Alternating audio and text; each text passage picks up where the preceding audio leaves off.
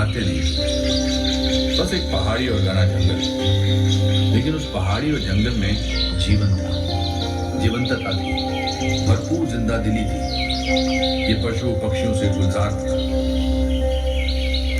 18वीं शताब्दी के अंत में शिमला के पूर्व में नेपाल एक शक्तिशाली राष्ट्र बनकर उभर रहा था। 19वीं शताब्दी के पहले दशक में नेपाल के गोरखों ने आज के हिमाचल प्रदेश के एक हिस्से पर कब्जा कर लिया। इन पहाड़ियों में इन साहसी योद्धाओं ने कुछ स्थानीय शासकों को पराजित किया। महाराज, हम क्या करें? अगर उन पर जरा सी भी आंच आई तो वो हमें मसल कर रख देंगे, इसमें कोई शक नहीं। अंग्रेज भारत में आ गए हैं। उनकी ईस्ट इंडिया कंपनी बहुत शक्तिशाली है और उनके पास विशाल सेना है, मानते हैं। उनका मदद करें? But why? East India company के डायरेक्टर्स हमें लोगों का सहायता करने के लिए पैसा नहीं देते। हम यहाँ कंपनी के शेयर होल्डर्स के लिए पैसा कमाना आए हैं, न कि सुदूर पहाड़ियों में किसी का मदद करने के लिए।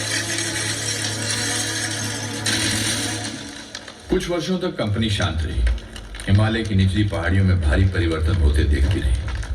फिर पूरे यूरोप और भारत के अन्य हिस्सों में कई ऐसी घटनाएं घटी जिनके चलते ब्रिटिश को इन पहाड़ियों में सेनाएं भेजनी पड़ी।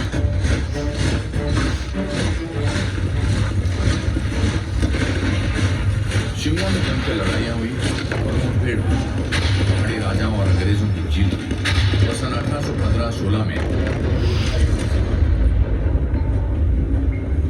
2 वर्षों के भीतर ही ईस्ट इंडिया कंपनी की सेना के अधिकारियों ने इन पहाड़ियों को घूमना टटोलना शुरू कर दिया।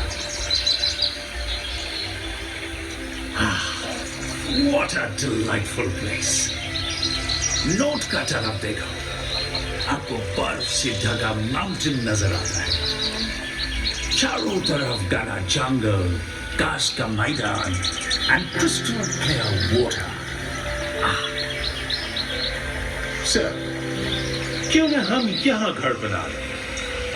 आपका घर में टपिस बाटू की तुलना में इन पहाड़ियों से बेहतर तरीके से अपना काम कर सकते हैं। कमाल का आइडिया! हम उस पहाड़ी पर घर बनाएगा।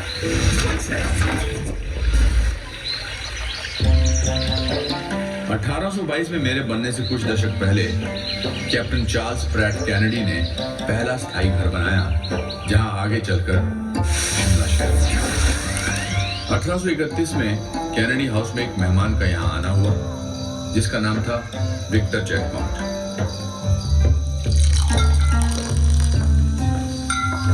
Monsieur, ये गांव तो राइसों, निकामो और रोगियों के लिए एक रिजॉर्ट है। मॉन्सियर जैकमॉन्ट, एक बॉटनिस्ट होकर भी आप कितना अच्छा मजाक करते हैं। शुक्रिया कैप्टन केनेडी, मुझे हफ्तों से पानी का स्वाद नहीं मिला है। आपका भरा हुआ सेलर देख के मजा आ गया। कुछ वर्षों के भीतर मेहमान नवाज कैनेडी के यहाँ और भी कई खास मेहमान आए। गवर्नर जनरल लॉर्ड एमहर्स्ट का 1828 में आना हुआ और उसके अगले वर्ष ब्रिटिश इंडिया आर्मी के कमांडर इन चीफ लॉर्ड कॉम्बरमेयर यहाँ पधारे। तब तक ये एक छोटा सा गांव ही था। कॉम्बरमेयर का यहाँ आना शिमला की तस्वीर के लिए एक अच्छा संकेत था। यहाँ सबसे पहले इमारतों का निर्माण कार्य उन्होंने ही शुरू किया। एक झील के ऊपर उन्होंने एक वाटर टैंक और पुल बनवाया, जहाँ आज भी उनका नाम लिखा हुआ है। 2 वर्ष बाद 1830 में पटियाला और कंठाल के शासकों से यहाँ की मुख्य जमीन ले ली गई, जिन पर यह शहर बसा है।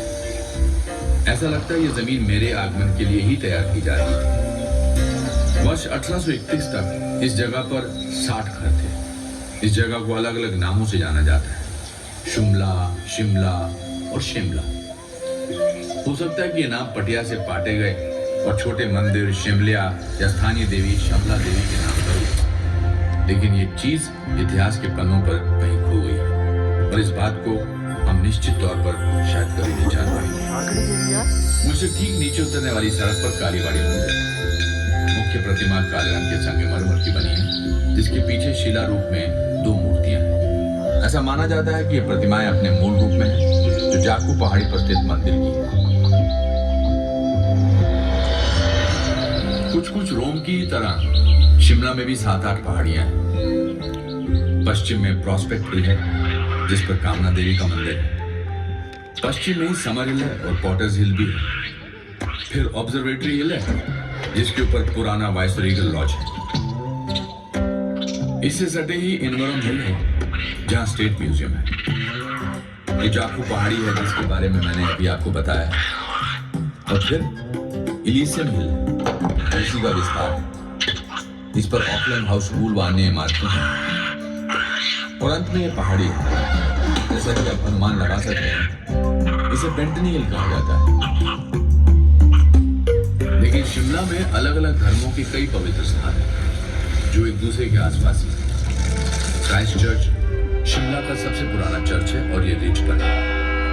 यह आसमान में शहर के हस्ताक्षर जैसा लगता है।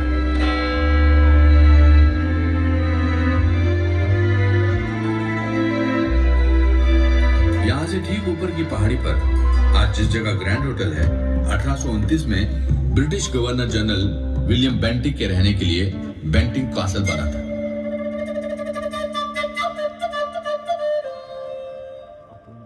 बेंटनी यानी कि मैं जहां हम बैठे हैं थोड़ा नीचे था और इसका नाम भी माननीय के नाम पर ही था।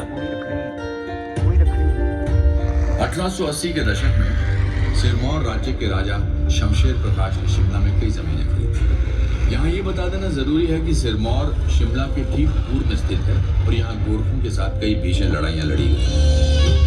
फिर उन्हीं जमीनों में से एक कैप्टन गॉर्डन का भी कॉटेज था। राजा शमशेर प्रकाश के सुपुत्र और राज्य के वारिस राजा सुरेंद्र ने यहाँ एक आलीशान महल। इसके लिए राजा ने मिस्टर टी.ई.जी. कूपर की सहायता ली और 20वीं शताब्दी की शुरुआत के साथ शिमला के सुंदर किरदार का मैं भी हिस्सा बन गया। अब मुझे करीब से देखिए, मैं पूरी दरिया दिल्ली के साथ बना हूं। मेरे सामने का हिस्सा वास्तुशिल्प कला का अनूठा नमूना है। मेरी बेल बूटेदार सजावटें और तराशे गए दीवार गिर देखने में एल्प्स की इमारतें जैसे लगते हैं। मेरी छत पर बुर्ज बने हुए हैं और बरामदे के ऊपर पगोड़ा है, जिसमें सरदोजी का काम किया गया है। मेरी गिनती शिमला की प्रसिद्ध इमारतों में होती है। किसी ने मुझे सिरमौरी ब्रॉक शैली का अद्भुत रूप बताते हुए मेरी और मुझे बनाने वालों की उत्तम प्रशंसा भी की। साल दर साल बीतते चले गए और मेरी उम्र बढ़ती गई। मेरे किरदार में कई पहलू जुड़े। दोनों विश्व युद्धों के दौरान सिरमौर के राजाओं ने अंग्रेजी सरकार के सैनिकों के लिए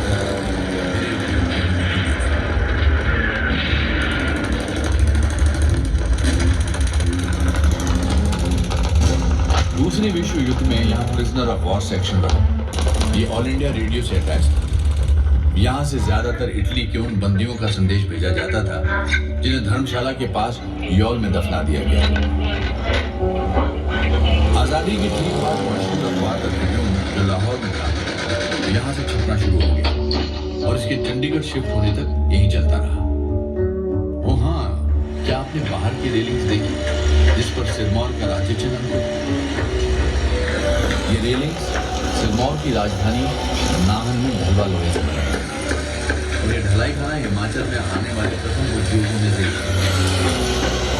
ये रेलिंग और शानदार दरवाजा लगने से पहले ही मैंने शिमला म्यूनिसिपैलिटी को वचन दिया था कि प्रॉपर्टी के भीतर लगे देवदार के विशाल पेड़ों को कोई नुकसान नहीं होगा। और इनमें से 2 पूज्य वृक्ष अभी भी हैं।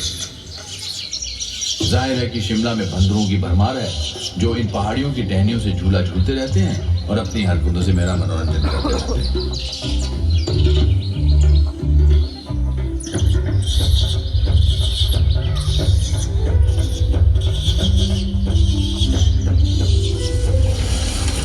भारत की आजादी के ठीक पहले मुझे दरभंगा महाराजा के यहाँ से सौंप दिया गया। 1957-58 में दरभंगा के महाराजा सर कामेश्वर सिंह ने पंजाब सरकार को एक प्रॉपर्टी किराए पर दी। शुरू में पंजाब सरकार की कई विंग्स और बाद में हिमाचल की पुलिस कई वर्षों तक यहाँ रही। शिमला इतना भव्य था कि हिल स्टेशंस की क्वीन कहलाता था। मेरे सामने वाली सड़क के उस पार टेलीफोन एक्सचेंज है और टेलीग्राफ ऑफिस है। ये दुनिया के पहले ऑटोमेटिक टेलीफोन एक्सचेंज में से एक था। पास ही में YWCA है और इस जगह पर कभी मौसम विज्ञान का कार्यालय था।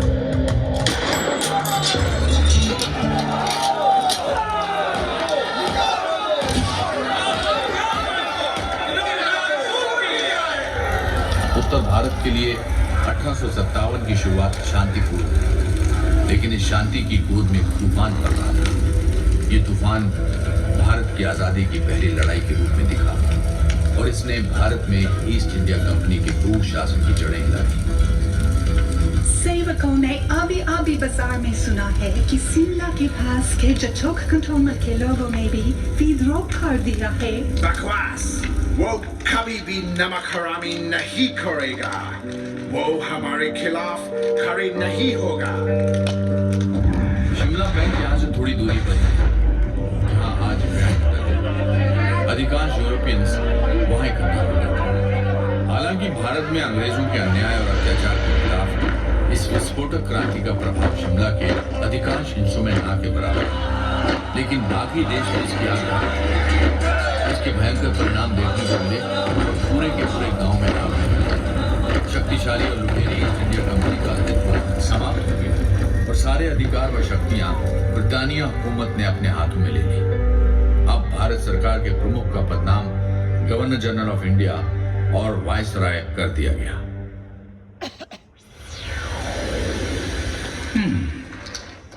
मुझको लगता है कि भारत का secretary of state sir Charles Wood Shimla को समर कैपिटल बनाने को मान जाएगा। I cannot stand the heat। और मैं भारत में इसको काफी झेल चुका है। सर जॉन, उस उमस भरा कलकत्ता का गर्मी में जितना काम हम 10 दिन में पूरा करेगा, वो तो यहाँ 1 दिन में हो जाएगा। 1864 में सर जॉन लॉरेंस के वायसराय बनने के बाद शिमला शहर आधिकारिक रूप से भारत की ग्रीष्मकालीन राजधानी बन गया। हालांकि इसे समर कैपिटल का नाम तो दिया गया, लेकिन वर्ष के अधिकांश समय सरकारी कामकाज यहीं से होता था और फिर जाड़े के महीनों में शिमला से कोसों दूर कलकत्ता चला जाता था और उसके बाद नई दिल्ली। ये गांव शक्ति का केंद्र बन गया था। वायसराय के शिमला के थंडर क्लाउड हाउस से धरती पर मनुष्य की आबादी के 5वें हिस्से पर शासन चला करता था। क्या कोई लड़ाई चल रही है बाबा? ने सारे लोग हाथियों और घोड़ों पर बड़े-बड़े बक्से लादकर कहाँ ले जा रहे हैं?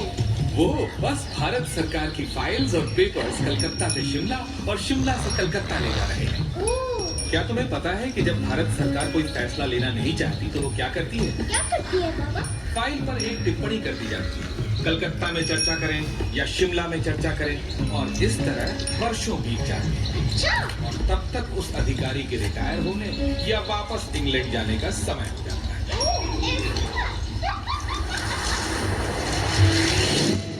यदि आप कुछ बनना चाहते हैं तो शिमला जाइए। यदि आपको किसी से शादी करना है तो शिमला जाइए। ये ब्रिटिश एम्पायर के सबसे शानदार आउटपोस्ट है और वाइस रीगल लॉज का न्योता कभी भी मत भूलना। शिमला में अपनी तकदीर आजमाने वाले आकर्षक नवयुवकों का जमावड़ा लगता है। यहाँ ग्रास विडोज यानी कि अपने पति द्वारा छोड़ दी गई या पति से दूर रह रही ऐसी शादीशुदा औरतें आती थी जो मैदानों की तपती धूप और अपने पतियों दोनों से ही छुटकारा चाहती थी। फिशिंग फ्लीट के सदस्यों के रूप में अविवाहित ब्रिटिश नवयुवतियां पानी के जहाजों से यहाँ पतियों की तलाश में आती थी तो उनकी यात्रा पहाड़ों के इन संकरे रास्तों के बीच आकर समाप्त हो जाती। वहाँ ब्लैक हार्ट्स नामक एक गुप्त क्लब था जिसके सदस्यों को ओपन रिलेशनशिप में रहने की छूट नहीं थी, लेकिन इसके उलट खुले संबंधों को कभी रोका नहीं जा सकता। इस महीने पिकनिक, डांस, थिएट्रिकल्स आदि कई बार हुए और मैंने जमकर मजा किया। रडियार्ड किपलिंग ने शिमला से अपनी आंट को लिखे एक पत्र में यही बात कही। भविष्य के नामी लेखक और नोबेल पुरस्कार विजेता किपलिंग ने शहर के गौरवमयी वर्षों के बारे में लिखा। उन्होंने उन्होंने शिमला से साहित्य के कुछ अमर किरदार रचे, जैसे कि मिस हाक्सबी। मिस हाक्सबी असली जिंदगी से जुड़ी किरदार थी और इनमें साम जैसी धूर्तता, मर्दों जैसी तर्कशीलता, बच्चों जैसी निर्भीकता और औरतों का प्रिय चरित्र सभी मौजूद थे। रडियार्ड किपलिंग इस शहर से जुड़े बड़े साहित्यकारों में अकेले नहीं थे। समय के साथ इस सूची में कई बड़े नाम जुड़े, जिसमें नोबेल पुरस्कार विजेता और भारत के राष्ट्रगान के रचयिता रविंद्रनाथ टैगोर शामिल रहे। एम काय, इदरीश शाह, निर्मल वर्मा, कृष्णा सोबती, मोहन राकेश, भीष्म सानी और रस्किन बॉन्ड जैसे लेखकों और उपन्यासकारों का संबंध भी शिमला से रहा। एमेचर ड्रामेटिक क्लब के सदस्य पेशे से कलाकार हैं, और उनमें से कुछ शौकिया तौर पर सरकारी नौकरी में हैं। किसी भी प्रोफेशनल कंपनी के लिए शिमला में कोई गुंजाइश नहीं है, क्योंकि स्थानीय शौकिया कलाकार किराए पर थिएटर नहीं देने वाले। इसका कारण ये है कि वो हमेशा रिहर्सल करते रहते हैं और भूमिकाएं बदलते रहते हैं, और उनमें प्रमुख भूमिकाओं को लेकर लगातार टकरार होता रहता है। 20वीं शताब्दी के शुरू में लेखक डोज ने शिमला के मशहूर एमेचर ड्रामेटिक क्लब के बारे में यही कहा था। वाइसरेगल लॉज के ही आर्किटेक्ट हेनरी अर्विन ने टाउन हॉल को भी डिजाइन किया था। गॉथिक शैली में निर्मित ये विशाल टाउन हॉल 1887 में बनकर तैयार हुआ। इस इमारत में गेटी थिएटर व क्लब के अलावा अन्य संस्थाएं भी थी। इस थिएटर में अनगिनत जानी मानी हस्तियों ने अपने कार्यक्रम प्रस्तुत किए और यहाँ से कई कलाकार अपने करियर में ऊंचाइयां छू चुके हैं। वाइसराय लॉर्ड लिटिल ने वॉलपोल नामक नाटक लिखा। बॉय स्काउट मूवमेंट के संस्थापक रॉबर्ट बेडन पावल और रडियार्ड किपलिंग व मैरी मार्गरेट जैसे लेखक यहाँ अभिनय कर चुके हैं। कलाकार अमृता शेरगिल 7 वर्षों तक शिमला में रही। उन्होंने भी युवावस्था में यहाँ अभिनय किया। ऐसा माना जाता है कि गायक के.एल. सहगल ने अपना पहला सार्वजनिक कार्यक्रम गेटी में ही प्रस्तुत किया। कैंडल्स, पृथ्वीराज कपूर, अनुपम खेर और कई अन्य नाम इस महान थिएटर से जुड़े हैं। 2009 में इसका व्यापक रूप से रेनोवेशन किया गया और आज गेटी थिएटर कॉम्प्लेक्स शिमला के सांस्कृतिक जीवन का केंद्र है।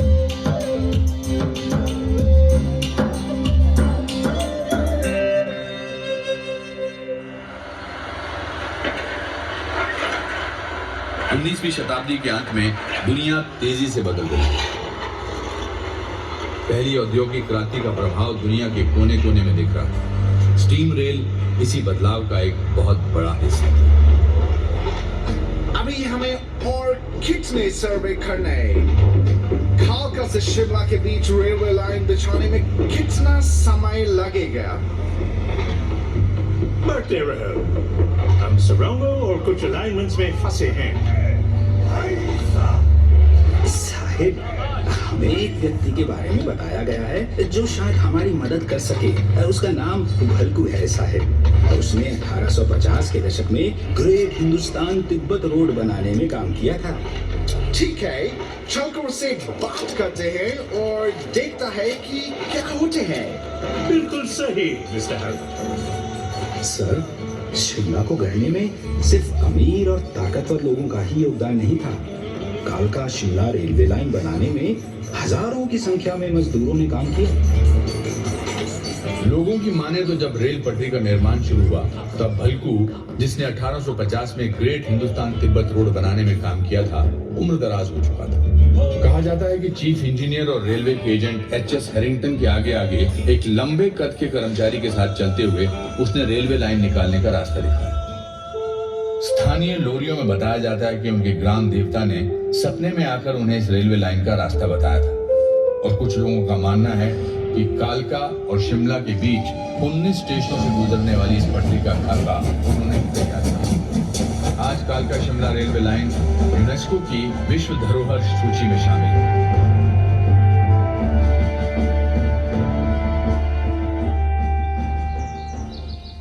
ये बहुत अच्छा बात है कि रेलवे लाइन बिछ गया है, लेकिन हमारा सामने काफी चिंताजनक स्थितियां हैं।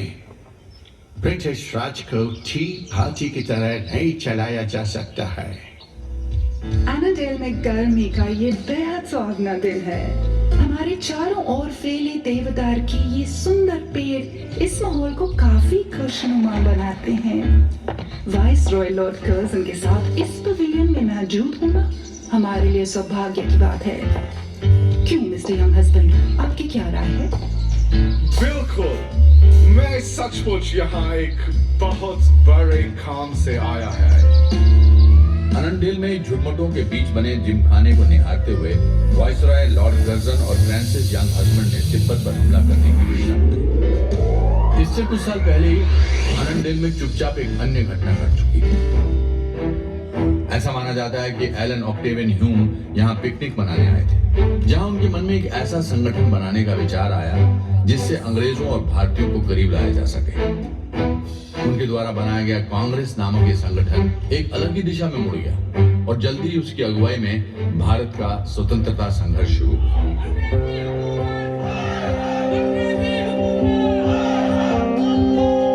एक बात और, डुरंड फुटबॉल टूर्नामेंट जो आज भी खेला जाता है की शुरुआत अनंडेल से हुई।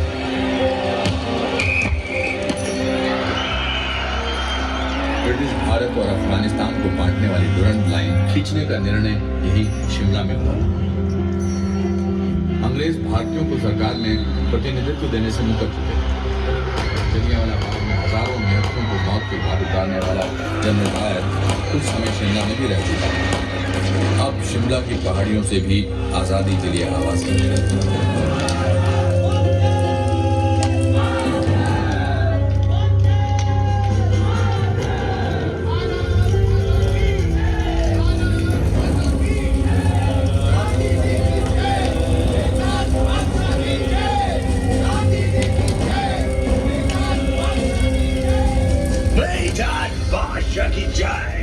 इडियट, तुम वर्ल्ड का सबसे पावरफुल गवर्नमेंट को हराने का ड्रीम करता है।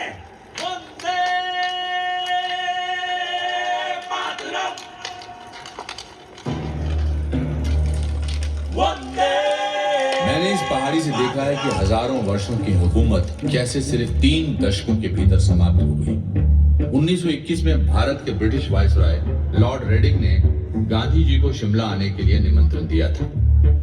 उसी वर्ष दिसंबर में प्रिंस ऑफ वेल्स के आगमन के पूर्व भारत में शांति का माहौल कायम करने की कोशिश में ये बैठक बुलाई गई थी। दमनकारी रॉलेट एक्ट 1919 के विरोध में देश भर में गांधी जी द्वारा चलाए जा रहे आंदोलन की लहर से अंग्रेजी राज पहले ही घबराया हुआ था। इस काले कानून के तहत किसी भी भारतीय को बिना कोई कारण बताए अनिश्चित समय के लिए जेल में लगाया जाता। उनका कहना था, नो दलील, नो वकील,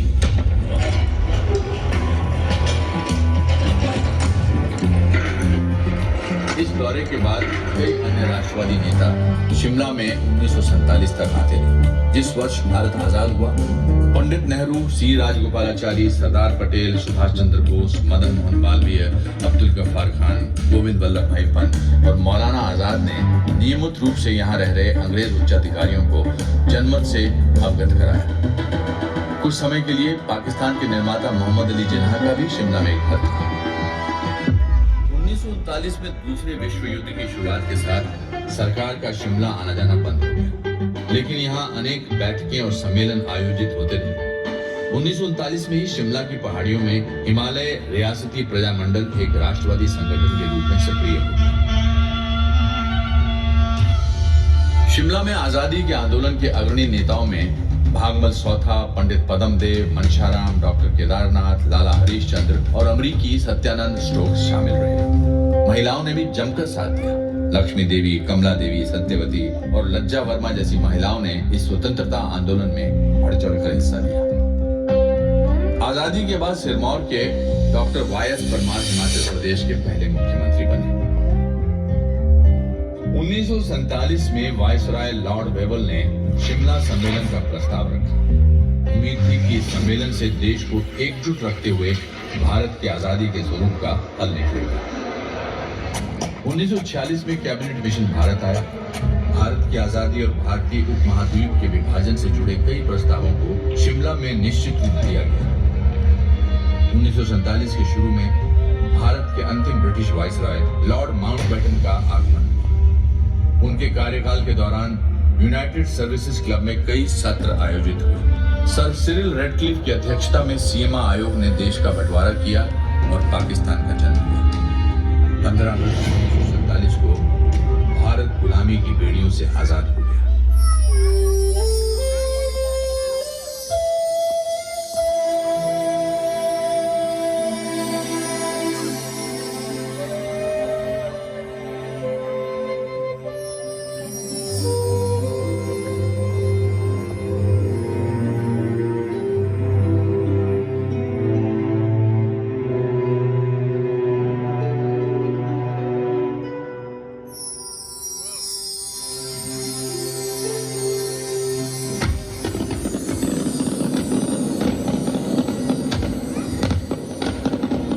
तेजी से वर्ष दर वर्ष बीतते चले गए और 1 नवंबर 1966 को शिमला पंजाब से अलग होकर हिमाचल प्रदेश की राजधानी बन गई। फिर 1972 में बांसकोट में भारत और पाकिस्तान के बीच शिमला समझौते पर हस्ताक्षर हुए।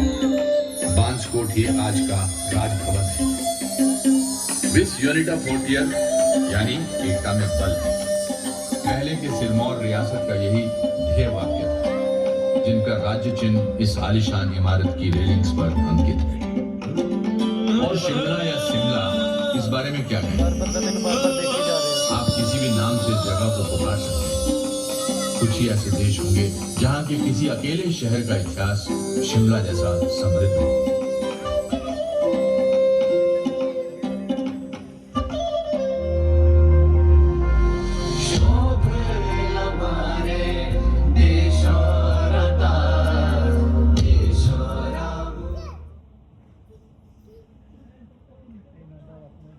हमने देख लिया होगा, ये जो दिखाया इन्होंने बड़ा अच्छा था।